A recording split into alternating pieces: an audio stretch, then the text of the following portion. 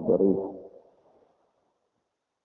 dari kitab Riyadhus Shalihin.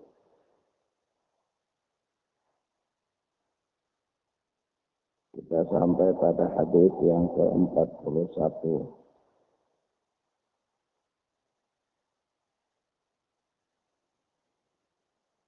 Ini berkata Al-Imam Abu Zakaria Muhyiddin Yahya bin Syaraf An-Nawawi rahimahullah wa an Anas radhiyallahu anhu qala, dan dari Anas bin Malik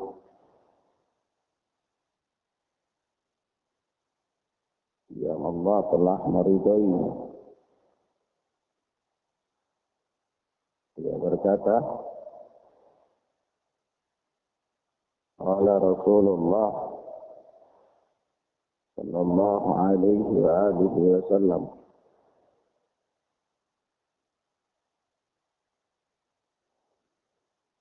Rasulullah sallallahu alaihi wa alihi wasallam bersabda,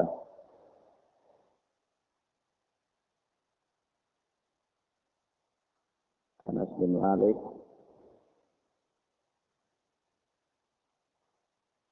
adalah salah satu sahabat Nabi sallallahu alaihi wasallam. Sahabat yang mulia, mempunyai sejumlah keutamaan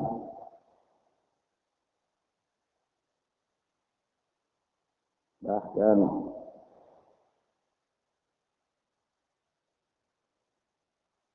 beliau menemani Nabi sallallahu alaihi wasallam selama 10 tahun. Anas bin Malik berkhidmat melayani Nabi sallallahu alaihi wasallam selama 10 tahun. Ketika itu di usia yang masih belia, usia 10 tahun, dibawalah Anas bin Malik ini oleh ibunya kepada Rasulullah sallallahu alaihi wasallam.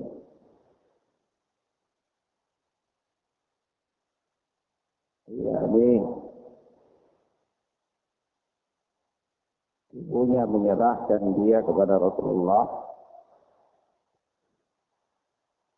supaya dia bisa melayani, berkhidmat kepada Rasulullah sallallahu alaihi wa alihi wasallam.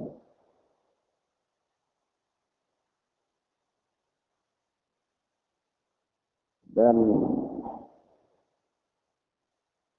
ibunya Anas bin Malik adalah wanita yang termahal maharnya dalam sejarah Islam.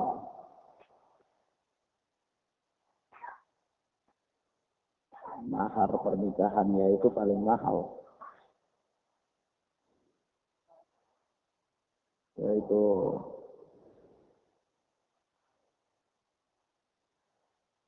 bukan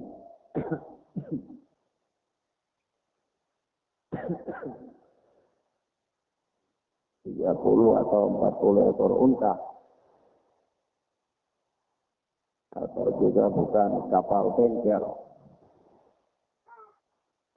tapi maharnya ibunya Anas bin Malik itu adalah keislaman suaminya.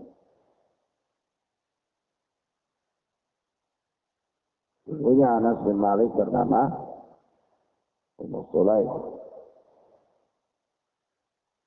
Dan banyak itu ada kisah yang sangat menakjubkan berkaitan dengan kesabaran dan ketaatan Ummu Sulaim ini, serta komitmennya dia dalam agama. Radhiyallahu ta'ala anha.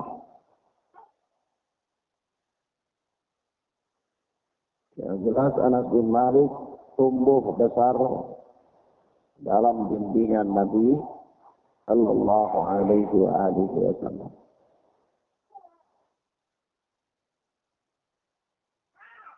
Jadi bayangkan ya, ketika Rasulullah wafat itu Anas bin Malik masih usia 20 tahun.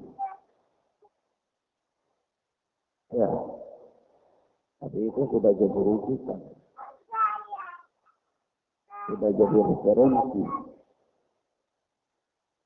dari umat ini, sudah jadi seorang alim. Kalau kita usia 20 tahun itu saja, ya masih belajar baca Iqra atau juz amma, itu juga lambat.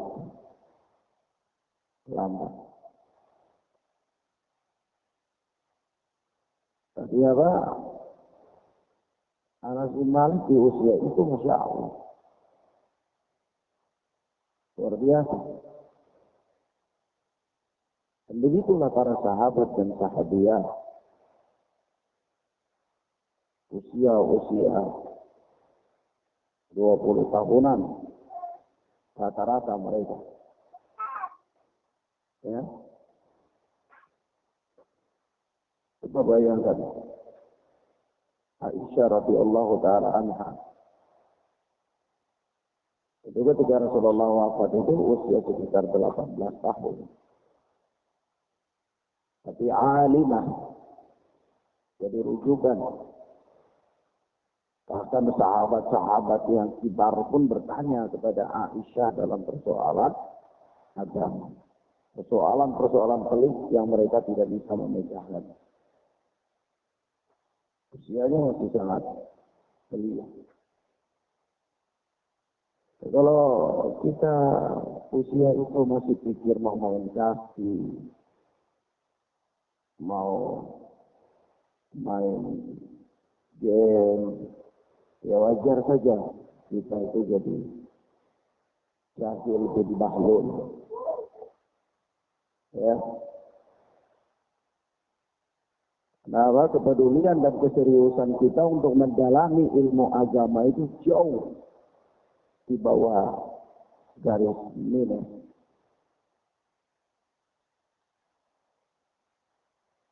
Maka begitu pula kita lihat siapa sahabat Hafsah radhiyallahu taala. Itu ketika ditinggal wafat oleh suaminya dan menikah dengan Nabi itu juga sekitar usia 20 tahunan. Tapi juga apa? Alimah. Ini memang karena usia mereka itu benar-benar diisi dengan ilmu. Mereka tidak sia-siakan usia mereka untuk cari foto di bawah pohon-pohon. Tidak. Itu main game satu hari dari pagi sampai malam. Tidak. Ini yang usianya itu benar-benar diisi dengan ilmu. Belajar, beribadah, mengamalkan, dan bahkan mengamati perihal Nabi Sallallahu Alaihi Wasallam supaya dijadikan ibrah bagi mereka. Begitu pula kita lihat seperti Ummu Salamah radhiyallahu taala ketika ditinggal wafat oleh suaminya, kemudian menikah sama Rasulullah di usia 29 tahun, kita menjadi seorang alim. Itu usia yang memang masih sangat muda. Kenapa? Ya karena masa kecil mereka sampai masa remaja mereka itu diisi dengan ilmu. Diisi dengan ilmu, bimbingan, belajar. Tidak menyia-nyiakan waktu. Padahal bayangkan mereka di masa-masa itu tidak sempat makan es krim. Di masa-masa itu tidak ada kenal biskuit Roma. Tidak ada. Susu beruang atau kongguan. Tidak ada. Tapi Masya Allah. Kualitasnya itu luar biasa. Kualitas. Ya. Nah. Tidak ada itu kenal pulsa internet. Tidak ada. Tapi kualitas mereka adalah orang-orang yang menjadi rujukan umat ini. Andai tidak ada mereka, maka agama ini tidak dapat dibayangkan apakah sampai kepada kita atau tidak. Coba bayangkan kalau orang-orang yang menemani Nabi itu orang-orang yang bermalas-malasan, orang-orang yang menghabiskan waktunya sia-sia, orang-orang yang masih mau pikir bagaimana ikut tren Korea, mau buat rambutnya seperti rambut tua, mau buat celananya seperti celana-celana TikTok itu, celana-celana yang ngepres sampai kakinya juga kecil, kalau rukuk kelihatan kita kira kambing jantan, ya, sujud juga begitu. Apa? Tidak ada itu di generasi tersebut. Nah memang perhatian dan pengabdian mereka itu benar-benar kepada agama. Nah ini Anas bin Malik usia muda sekali. Jadi ulamanya para sahabat. Bukan jadi ulama di Johor, sudah jadi ulama di Johor, ya cukup hafal juz amma saja sudah jadi ulama. Ya, nah, sampai hafal juz amma juga sudah jadi ulama. Nah, ini.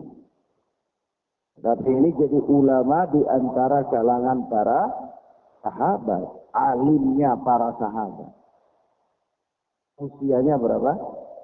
20 tahun. Kalau kasihan kita ini usianya, ya. Antum usia berapa? Usia aku berapa? 16. Hail berapa?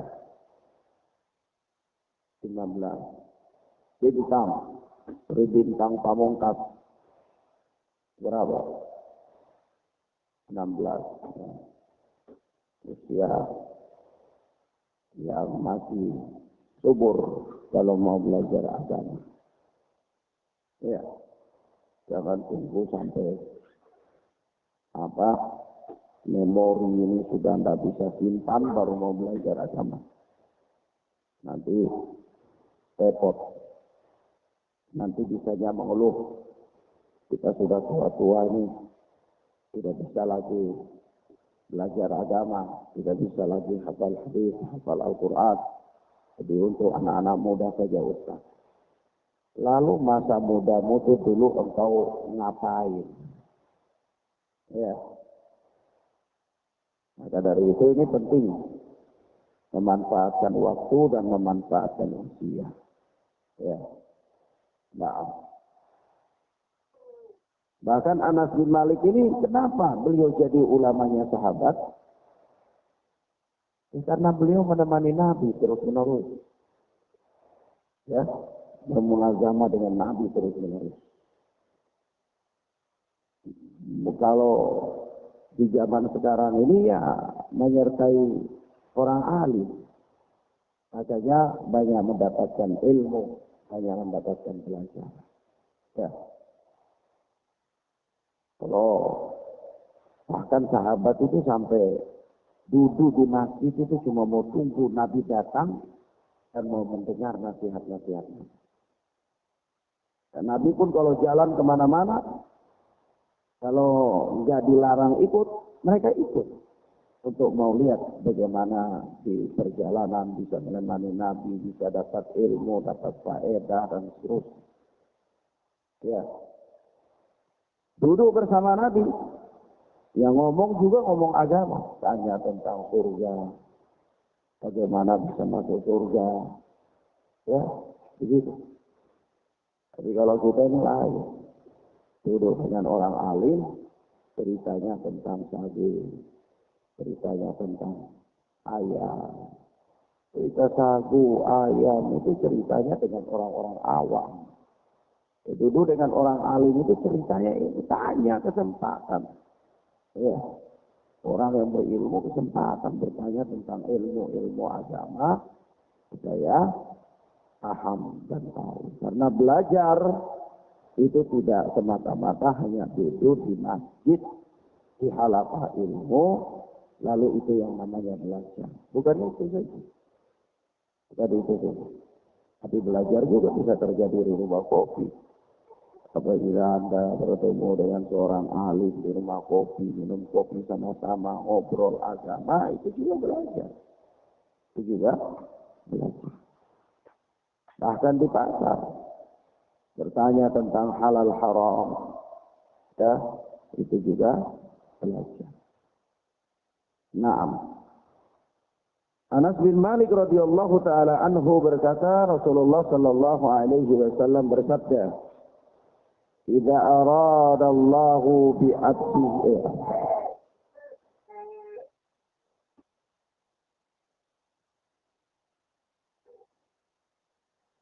Rasulullah sallallahu alaihi wasallam bersabda, "La yatamannayanna ahadukumul maut li durrin asabahu." Janganlah sekali-kali salah seorang dari kalian itu mengangan-angankan kematian, minta mati maksud. Janganlah kali-kali salah seorang dari kalian itu mengharapkan mati.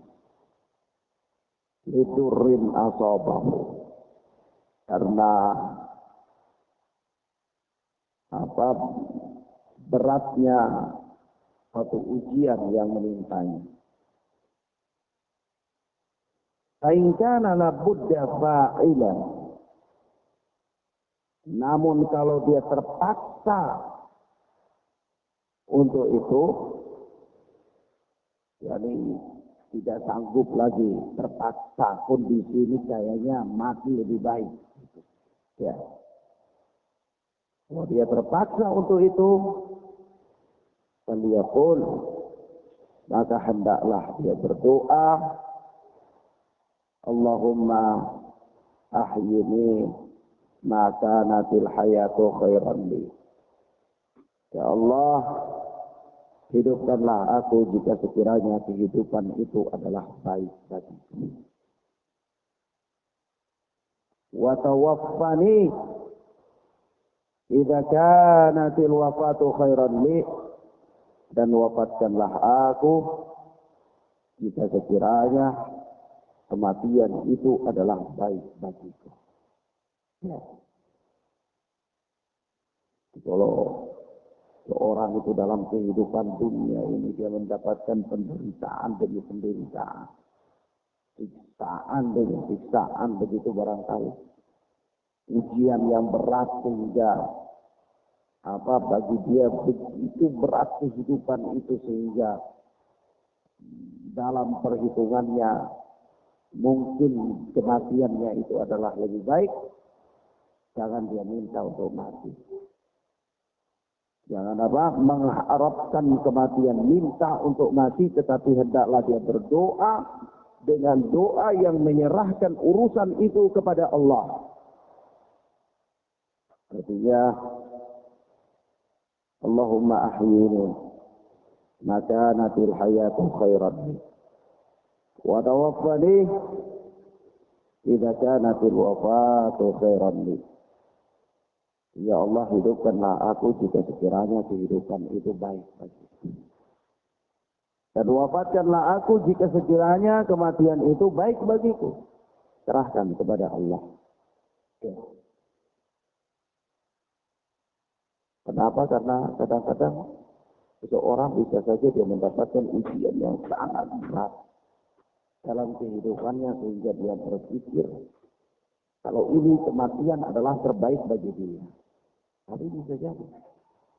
Ya, kalau dia bersabar sedikit, Allah melepaskan dia dari ujian itu dan dia mendapatkan kebahagiaan. Ya, bisa jadi. Ya, dia tidak boleh menghayal, meminta untuk mati. Tapi dia serahkan kepada Allah. Kalau kehidupan itu baik, maka hidupkanlah dia.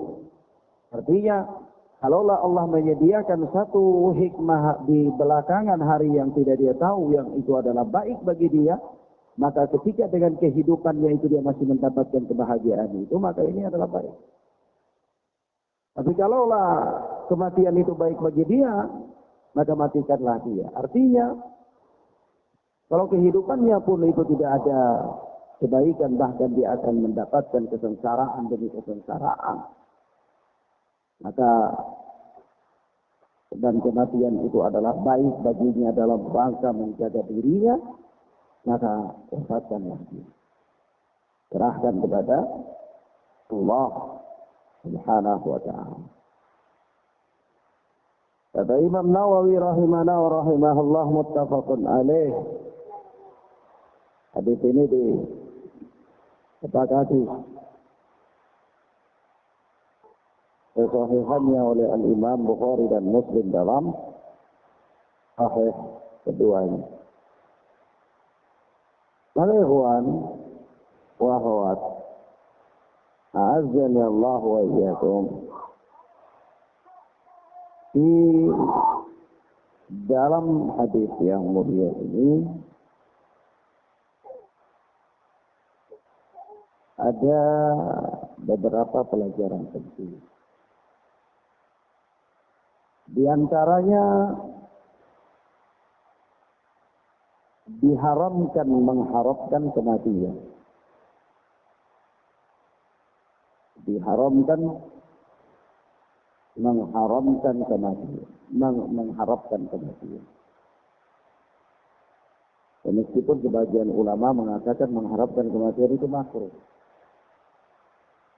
tetapi pendapat yang kuat yang kita yakini adalah haram. Kenapa? Karena hadis ini datang dalam bentuk larangan. La yatamannayanna ahadukumul maut. Janganlah sekali-kali salah seorang dari kalian mengharapkan kematian. Sementara kita tahu bahwa al-aslu fil nahyi lit-tahrim. Hukum asal dalam larangan itu haram. Ya. Maka kaidah yang pertama adalah diharamkan mengharapkan kematian. Naam. Dan hal ini dipertegas lagi oleh perbuatan salah seorang sahabat, yaitu Khabbab ibn Arf. Khabbab ibn Arf itu suatu ketika dia pernah mendapatkan siksaan itu dibakar besi itu sampai panas, sampai merah besi, lalu dipukulkan ke tubuh Khabbab ibn Arf itu 7 kali. Ya. Dan benar-benar penyiksaan yang berat bagi dia. Lalu apa kata beliau radhiyallahu ta'ala anhu? Kalau sekiranya Rasulullah sallallahu alaihi wasallam tidak melarang dari meminta kematian, maka saya akan meminta kematian karena beratnya penderitaan yang dia hadapi.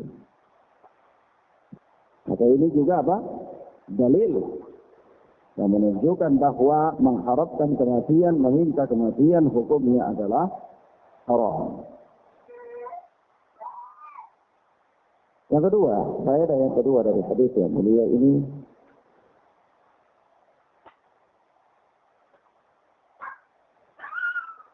tidak diragukan bahwa bagaimanapun juga kehidupan itu lebih baik bagi orang mukmin. Artinya panjangnya usia itu bagi orang yang beriman lebih baik. Lebih baik. Kenapa demikian? Karena kalaulah dia hidup dalam usia yang panjang, lalu dia mengisi hari-harinya dengan ketaatan kepada Allah, maka tentu ini baik. Sebab kalaulah dia wafat, maka terputuslah amalan-amalannya. Tidak ada lagi kesempatan baginya untuk melakukan amalan saleh. Maka dari itu, kita katakan bahwa bagaimanapun juga kehidupan itu baik bagi orang mukmin. Nah, kehidupan itu baik bagi orang mukmin, maka jangan dia meminta mati hanya karena sebuah ujian yang Allah berikan kepadanya. Nah, ada telah tersebut di dalam hadis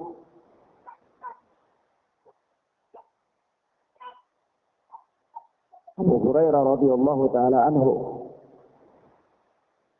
yakni Rasulullah sallallahu alaihi wasallam bersabda,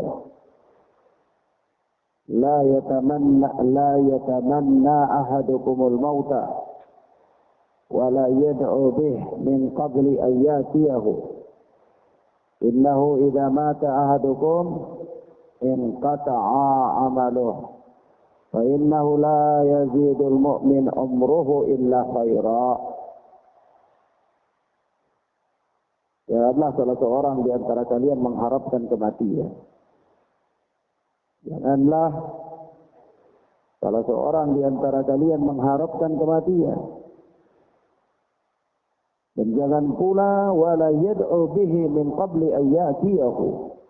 Dan jangan pula dia berdoa untuk mengharapkan kematian sebelum waktunya. Jangan pula dia berdoa mengharapkan kematian sebelum waktunya. Ini sebelum kematian itu datang. Innahu idza mata ahadukum inqata'a amaluhu. Karena apabila salah seorang dari kalian wafat, maka terputuslah amalannya. Terputuslah amalannya. Wa innahu la yazidul mu'min umruhu illa khaira. Dan tidaklah bertambah usia seorang mukmin illa khaira, kecuali hal itu merupakan kebaikan bagi. Merupakan apa? Kebaikan bagi. Karena orang mukmin usianya semakin bertambah, dia semakin melakukan banyak kebaikan, maka tentu kebaikan baginya. Ya. Dan orang mukmin kalau dia punya kesempatan untuk melakukan kebaikan, namun kalau dia wafat, maka sudah terputuslah amalannya. Tidak ada lagi kesempatan bagi dia untuk beramal. Maka dari ditinjau dari sisi ini, maka kita katakan bagaimanapun juga kehidupan itu adalah baik bagi seorang mukmin. Ya. Naam. Nah, kalau kehidupan itu baik bagi seorang mukmin, maka seorang mukmin itu harus mempertahankan kehidupannya. Artinya jangan membinasakan dirinya. Jangan menjatuhkan dirinya dalam kebinasaan. Agama melarang bunuh diri, ya. Agama melarang melakukan hal-hal yang bisa membinasakan diri. Kenapa? Karena itu artinya dia mendekatkan dirinya kepada kematian. Ya, mendekatkan dirinya kepada kematian.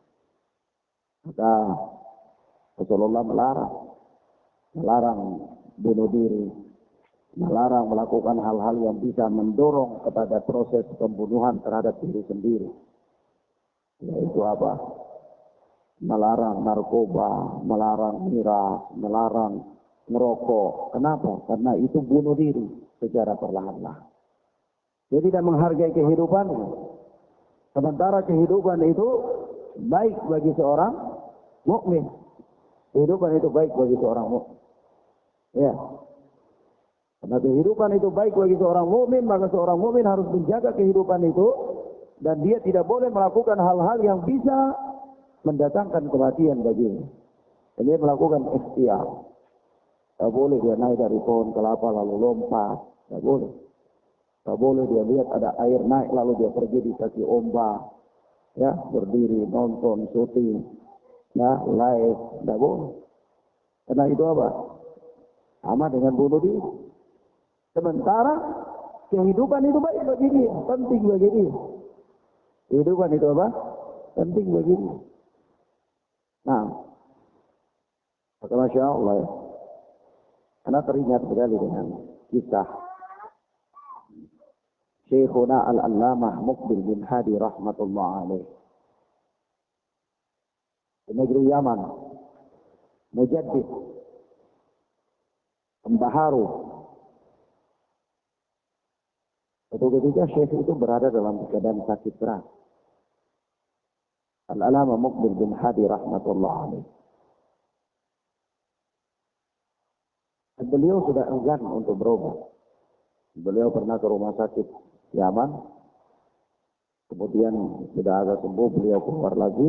Sudah agak ringan, beliau keluar lagi. Namun begitu beliau balik di rumah lagi, beberapa lama beliau sakit lagi. Sakit lagi itu beliau sudah tidak mau lagi ke rumah sakit. Sudah tidak mau lagi. Sudah. Apa namanya? Serahkan urusan itu kepada Allah Subhanahu wa ta'ala. Orang-orang sudah ajak ya Syekh ke rumah sakit. Berubah. Sampai beliau dikunjungi oleh penguasa negeri Yaman.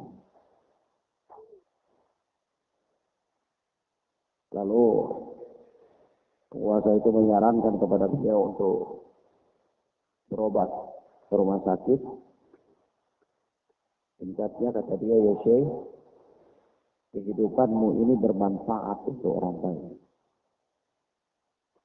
Ini kehidupanmu ini bermanfaat untuk muslimin. Karena engkau seorang alim. Ya. Maka kehidupan seorang alim sangat bermanfaat untuk muslimin. Ilmunya, bimbingannya, dakwanya, arahan-arahannya. Ya, dia membentengi agama dari berbagai macam kerusakan. Membentengi agama dari kesyirikan, membentengi agama dari kebid'ahan, membentengi agama dari benalu-benalu yang bisa merusak kemurnian agama. Maka kehidupannya sangat penting. Ketika dinasihati demikian, baru Syekh itu mau berangkat lagi ke rumah sakit untuk berobat. Nah, ini puncaknya yang ingin anak katakan di sini bahwa kehidupan itu penting, kehidupan itu baik bagi orang mukmin, apalagi bagi seorang dai, seorang alim. Kehidupannya sangat penting, kesehatannya sangat penting. Maka kesehatannya harus dijaga. Karena dia sehat, itu manfaatnya untuk muslimin. Bukan untuk dirinya sendiri. Tetapi untuk muslimin. Maka sakitnya orang alim itu berbeda dengan sakitnya orang awam. Kalau sakitnya orang awam ya sudah untuk dirinya sendiri. Wafat pun tidak apa-apa sudah. Wafat sudah. Kalau orang alim sakitnya dia, umat ini terbengkalai. Umat ini terbengkalai. Wafatnya orang alim bahkan merupakan tanda-tanda akan datangnya hari kiamat. Karena kata Rasulullah sallallahu alaihi wasallam, "Inna Allah la yaqbidul ilma intiza'an yantazi'uhu minal ibad." Allah Subhanahu wa taala tidak mencabut ilmu ini serta-merta dari hamba-hambanya. Walakin yaqbidul ilma biqabdil ulama. Akan tetapi Allah mencabut ilmu dengan cara mewafatkan para ulama. Orang alim. Ya. Begitu pula sahabat yang mulia Abu Dzar pernah berkata, "Ma'arakum." Ada apa ini aku lihat kalian ini? La yata'allamun, tidak belajar. Ya. Belajarlah kalian sebelum ulama-ulama kalian ini diwafatkan oleh Allah Subhanahu wa taala. Karena sekali lagi, kehidupan seorang mukmin itu sangat berguna baginya. Lebih-lebih lagi seorang alim.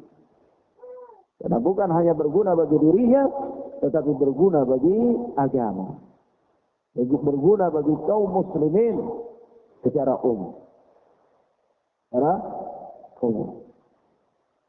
Nah, wafatnya para ulama pertanda hilangnya ilmu. Hilangnya ilmu pertanda bahwa akan banyak kebodohan. Banyaknya kebodohan pertanda bahwa itu adalah bagian dari huru-hara akhir zaman. Itu adalah bagian dari huru-hara akhir zaman, maka itu artinya dia merupakan tanda-tanda kiamat. Tanda-tanda kiamat. Sampai-sampai kalau ulama itu sudah tidak ada sama sekali, lalu apa kata Rasulullah? Satakunu sanawatun bid'ah. Akan ada tahun-tahun yang penuh dengan tipu daya. Tahun-tahun yang penuh dengan tipu daya. Yusaddiqu fiha al-kadhib. Orang yang jujur di tahun-tahun yang penuh dengan tipu daya itu dianggap pendusta. Wa yukadzabu fiha as-shadiq. Dan pendusta di tahun-tahun itu dianggap sebagai orang yang jujur.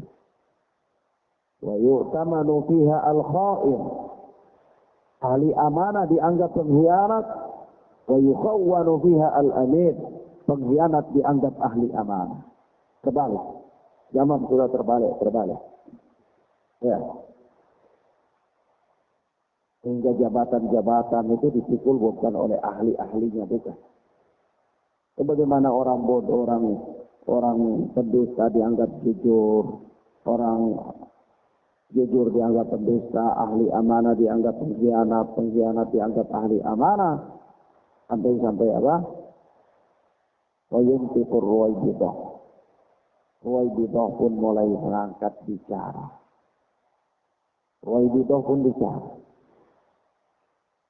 Maksudnya apa? Ya maksudnya sudah tidak ada figur. Sudah tidak ada figur. Zaman sudah kacau balau. Tidak ada lagi ulama, tidak ada lagi referensi. Umat mengalami kebingungan. Kemana mereka harus bertanya tentang perkara agama mereka. Di mana mereka harus mengambil referensi. Maka siapa saja bebas berbicara sekehendaknya sesuai dengan keinginannya. Dan inilah yang dinamakan dengan Ruwaibidah. Lalu kata para sahabat, bila wa marwaibidah, apa itu Ruwaibidah? Kata Rasulullah, alladzi tafihu yatakallam fi amril ammah. Orang-orang dungu yang berbicara tentang urusan-urusan besar. Jadi bukan orang dungu diajak diwali, bukan. Jangan salah paham. Ruwaibidah itu bukan orang dungu jadi wali. Lihat orang pakai badan telanjang, nggak pakai baju, celana pendek, joget-joget di jalan, lalu bilang wali. Kenapa? Ini Ruwaibidah. Ruwaibidah angkat bicara, ini yang Nabi bilang. Ini salah paham, pahamnya terbalik. Ya. Orang dungu bicara agama artinya apa? Artinya tahun yang memang sudah dilanda oleh fitnah. Sudah tidak ada lagi referensi. Sudah tidak ada lagi ulama yang bisa membimbing umat ini. Akhirnya orang tunggu bicara agama, bicara urusan besar, hancur. Nah, maka ini apa namanya? Faedah yang kedua ya. Apa? Catatan, dijadikan catatan. Faedah yang pertama dijadikan catatan yang pertama.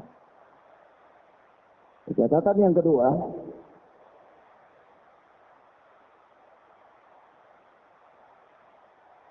kedua, adanya larangan meminta kematian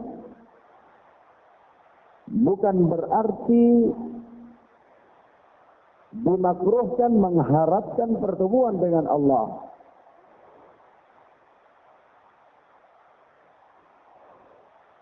Adanya larangan meminta kematian bukan berarti dimakruhkan mengharapkan pertemuan dengan Allah.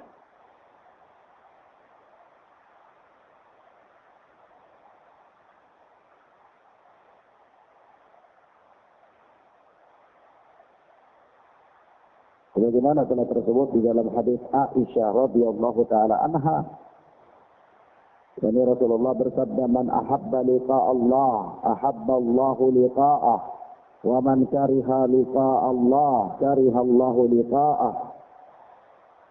Barang siapa yang senang suka berjumpa dengan Allah, maka Allah akan senang berjumpa dengannya.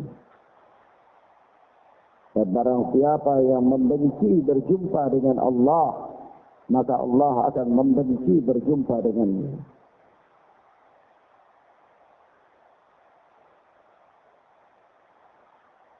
Jadi, adanya larangan meminta kematian bukan berarti makruh mengharapkan perjumpaan dengan Allah. Justru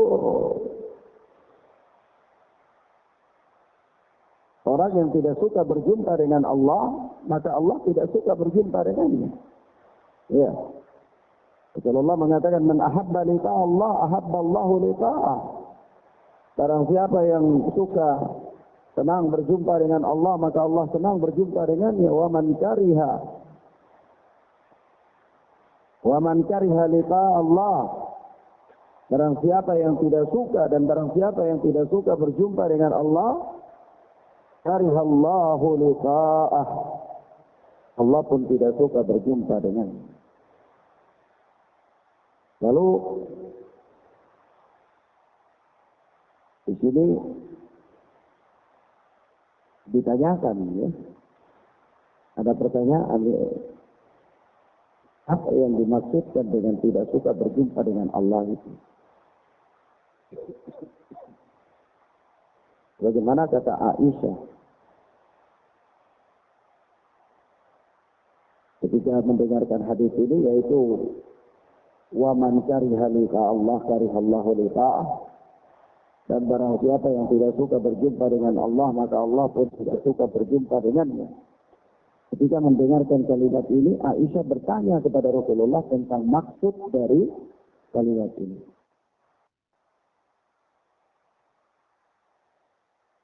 Kenapa? Karena kata Aisyah, bukankah kita semua ini tidak suka dengan kematian? Ya. Kalau tidak suka dengan kematian, ya berarti kita tidak suka untuk berjumpa dengan Allah. Karena orang tidak bisa berjumpa dengan Allah dalam alam kehidupan dunia. Perjumpaan dengan Allah itu akan terjadi dalam alam akhirat, ketika manusia dimasukkan oleh Allah ke dalam surga. Bukankah kita semua ini tidak suka dengan kematian? Artinya kalau tidak suka dengan kematian, berarti tidak suka dengan berjumpa dengan Allah. Sementara dalam hadis ini mengatakan, wa man kariha liqa Allah, karihallahu liqa'ah. Barang siapa yang tidak suka berjumpa dengan Allah, Allah pun tidak suka berjumpa dengan. Ini bagaimana? Aisyah tanya kepada Rasulullah sallallahu alaihi wasallam. Apa kata Rasulullah sallallahu alaihi wasallam dalam menjawab pertanyaan Aisyah? Memang sahabat-sahabat itu cerdas, ya? Sahabat itu cerdas. Mendengarkan kalimat-kalimat Rasulullah itu, mereka cerdas. Dan dalam ilmu mereka. Makanya mereka bertanya juga bukan bertanya yang kosong. Tetapi bertanya memang benar-benar dibangun di atas landasan dalil hujjah. Rasulullah sallallahu alaihi wasallam pun mendudukkan pemahamannya. Dan memang pertanyaan penuntut ilmu itu bobot, punya isi. Bukan asal ngomong. Bukan asal nama tanya, asal tanya yang tidak faedah. Ya. Tetapi tanyanya itu punya bobot. Karena pertanyaannya juga ilmu, mengandung ilmu. Karena memang dia juga berilmu. Ya. Lalu apa jawaban Rasulullah? Laisa kadzalik. Bukan itu yang dimaksud. Bukan itu yang dimaksud. Walakinnal mu'min idza busyira bi rahmatillahi wa ridwanihi wa jannatihi ahabba liqa'illahi fa ahabba Allahu liqa'ah. Kata Rasulullah, bukan itu yang dimaksud. Tetapi jika disampaikan berita gembira dengan tentang rahmat dan keridaan serta surga kepada seorang mukmin, maka tentu dia kemudian akan bersuka dengannya. Ya. Maka dia akan bersuka untuk berjumpa dengan Allah. Disampaikan kabar gembira tentang rahmat Allah, keridaan Allah dan surga Allah kepada seorang mukmin, maka tentu seorang mukmin ini akan bersuka dan dia senang berjumpa dengan Allah. Supaya dia mau mendapatkan apa yang beritakan kepadanya berupa kabar gembira itu. Ya.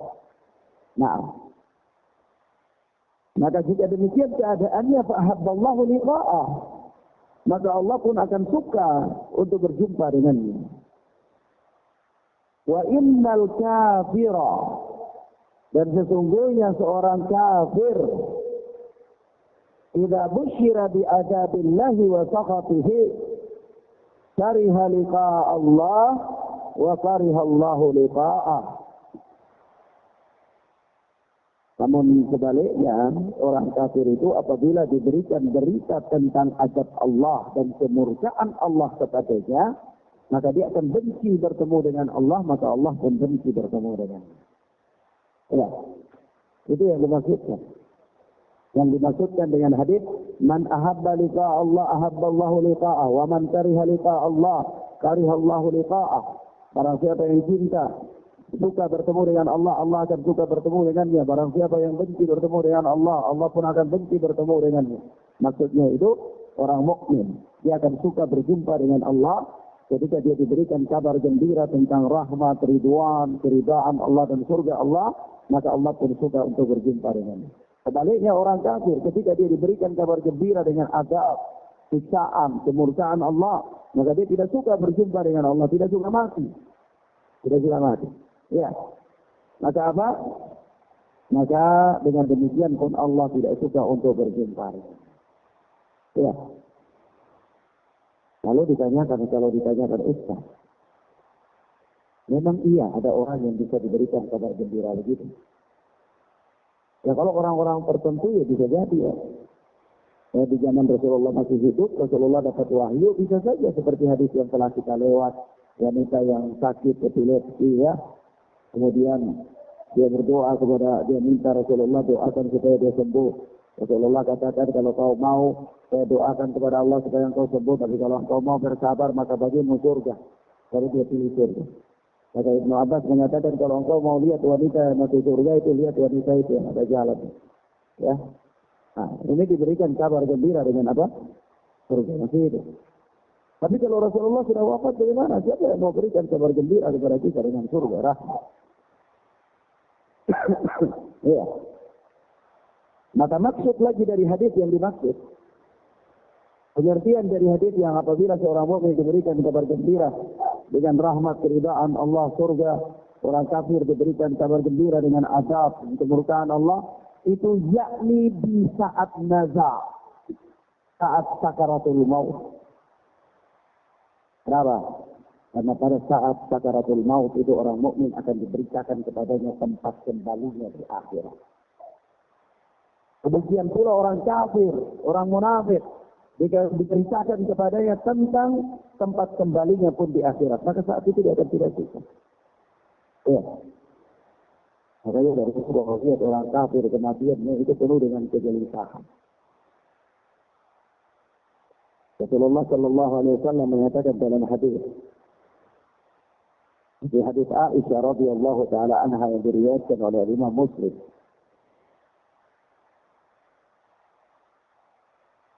Yaitu kata Rasulullah,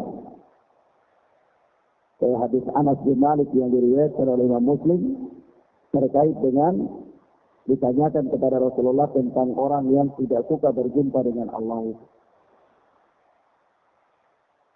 Maka kata Rasulullah, "Walaysa bin nabi tadhabu ilaih," bukanlah seperti yang mereka maksudkan, yang mereka paham. Walakin idza syakhasa al-basar wa hashraja al-sadr wa sya'ara al-jild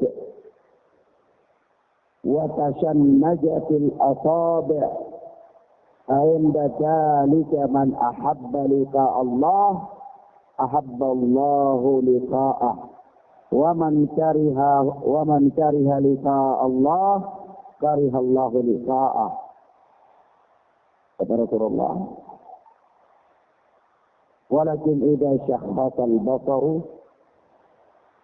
akan tetapi apabila mata itu telah terbelalak, wa hashraja sadru, dan roh telah sampai di dada, wa sya'aral jildu, dan kulit telah merinding, wa tashannajatil asabi', dan jari jemari ini telah kaku, fa inda dzalika man ahabba liqa Allah ahabba Allahu liqa'ah. Tatkala itulah barang siapa yang suka berjumpa dengan Allah, maka Allah pun akan suka berjumpa dengannya. Wa man kariha liqa Allah kariha Allahu liqa'ah. Dan barang siapa yang ketika itu dia dalam keadaan tidak suka berjumpa dengan Allah, maka Allah pun tidak suka berjumpa dengan. Ya, ini keadaan naza, keadaan sakaratul maut. Pada keadaan sakaratul maut itu, orang yang dalam keadaan sakaratul maut itu diberitakan kepadanya tempat kembali. Orang-orang yang baik, orang-orang yang beriman, maka dia akan suka berjumpa dengan Allah karena dia sudah ditujukan kepadanya tempat apa? Kembali. Orang-orang yang munafik, orang-orang kafir, ditunjukkan kepadanya kemurkaan Allah, adab Allah, maka dia tidak suka untuk mati. Tidak suka. Nah, tidak suka berjumpa dengan Allah. Maka ketika itulah Allah Subhanahu wa ta'ala pun tidak suka untuk berjumpa dengan. Nah, hukumnya. Faedah yang kedua. Tadi itu catatan-catatan dari faedah yang pertama. Ya. Sekarang faedah yang kedua. Faedah yang pertama tadi itu ada 2 catatan. Ya. Catatan pertama apa?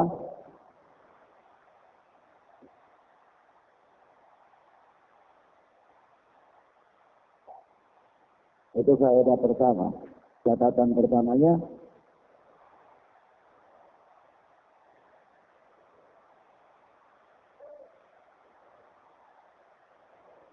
kehidupan itu adalah baik bagi seorang mukmin. Nah, catatan keduanya apa?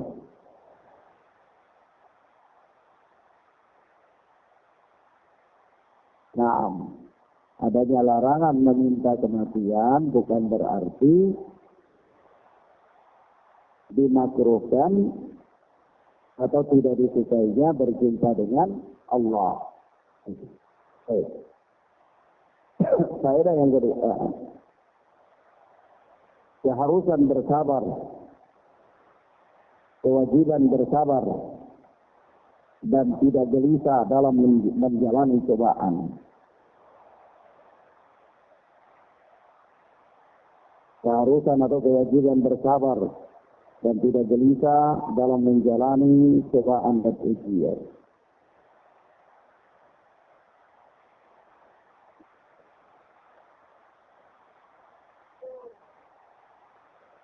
Karena para ulama mengatakan kegelisahan itu tanda ketidakridhaan, merupakan bentuk tidak ridhonya dia dengan takdir ini, dengan cobaan. Orang yang gelisah ketika menghadapi ujian-ujian dan cobaan-cobaan, itu pertanda bahwa orang itu tidak ridho dengan takdir Allah. Tapi kalau dia ridho dengan takdir Allah, maka dia akan sabar dan dia tidak gelisah. Dia yakin bahwa apa-apa yang Allah tetapkan untuknya tidak akan pernah meleset. Ada apa-apa yang tidak Allah takdirkan untuknya, maka tidak akan pernah bisa menimpanya. Dan apa yang Allah takdirkan itu pasti baik, meskipun dia tidak memahami hikmah di baliknya. Ya.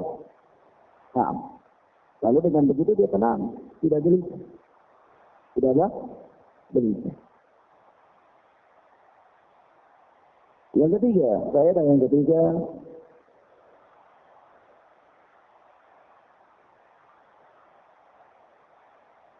motivasi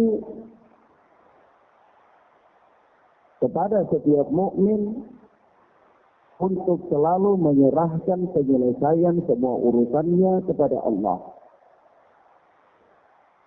Motivasi untuk seorang muslim untuk selalu menyerahkan penyelesaian semua urusannya kepada Allah. Semua urusannya diserahkan kepada Allah. Hal ini tergambar di dalam sabda Nabi sallallahu alaihi wasallam, Allahumma ahyini makanatil hayatu khairan li wa tawaffani idza kanatil wafatu khairan li. Ya Allah, hidupkanlah aku jika sekiranya kehidupan itu baik bagiku, dan matikanlah aku jika sekiranya kematian itu baik bagiku. Jadi di sini ada apa? Penyerahan urusan, semua urusan kepada Allah.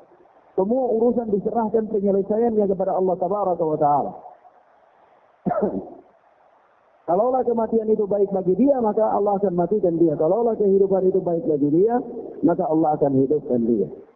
Jadi ini merupakan bentuk penyerahan penyelesaian urusan kepada Allah Tabaraka wa Ta'ala. Baik.